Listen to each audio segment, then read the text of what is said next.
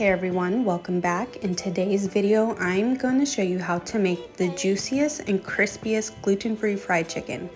And this was a hit in my house. So here is the recipe card if you'd like to pause the video and take a screenshot to keep it for your records.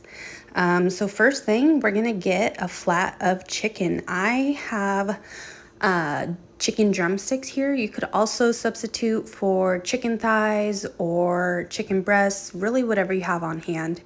If you're using chicken breast, the cook time is going to be different. It's going to be slightly less, but again, use what you have or what you favor. You could even do some chicken wings, whatever. So first thing, generously salt and pepper your chicken before adding in buttermilk. We want to season in layers here. So every step of the way, we're gonna season to make sure the end result is just amazing. So next, I have a quart of buttermilk. If you don't have buttermilk, you can always make your own. It's gonna be 1 cup of buttermilk to 1 heaping tablespoon of either white vinegar or lemon juice. Let that sit for 10 minutes and then you have your own homemade buttermilk. So next, to the chicken and buttermilk, I'm going to add some tapatio. You can use whatever hot sauce you prefer. I'm going to give a few shakes in there.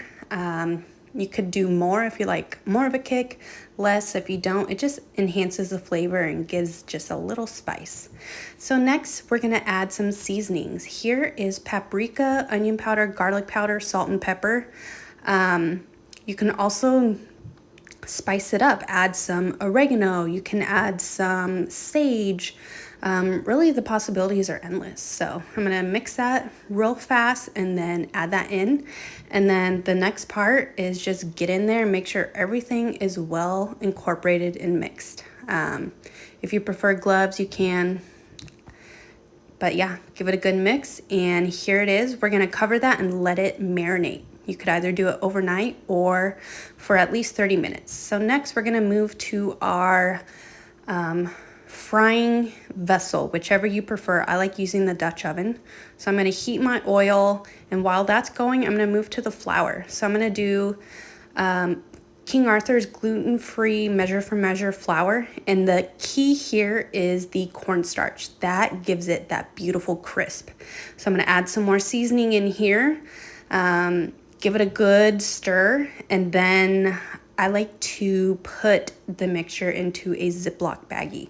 Now you don't have to do this, but it really just makes cleanup easy and just the process of dredging the chicken so much easier.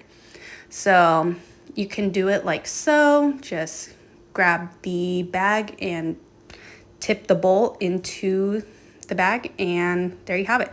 Now, you do not want to dredge your chicken until your oil is heated to at least 350 degrees, or you see lots of tiny little bubbles. If you dredge your chicken and let it sit, it's gonna get soggy and not be crispy. So you want to do it just in small batches, a few pieces at a time, and go directly into the hot oil.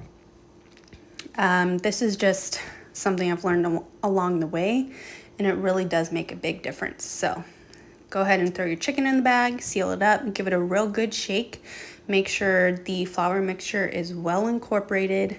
And then with your leftover flour, you could always store it in the freezer for next time. So now we're gonna move to the frying process. Now when you are frying chicken or anything really, the key is to lay away from you so the oil does not splash back and hit you and burn you. So here I'm just doing 4 pieces at a time to make sure my pan is not overcrowded. So we're gonna do that, flipping every, I would say like halfway through or every like 5 minutes. And we're gonna cook for about 12 to 18 minutes. And again, if you don't have a thermometer, you just wanna look for a really deep golden brown color, or the internal temperature to be 175 to 180, and then you're going to want to grab a baking sheet and a cooling rack to let your chicken rest. As it rests, it will drain and it will continue cooking to 185, which is the recommended temperature for bone-in chicken. So here we are. our beautiful golden brown, crispy, gluten-free fried chicken. So afterwards, give it a good sprinkle of salt and just let that sit for a few minutes, cool down, and then serve with your favorite sides and enjoy. That's it. Simple, delicious, and the breading does not fall off. It is amazing the next day, heated in your air fryer or reheated in the oven. So yeah, give it a try and let me know what you guys think. I hope you enjoy.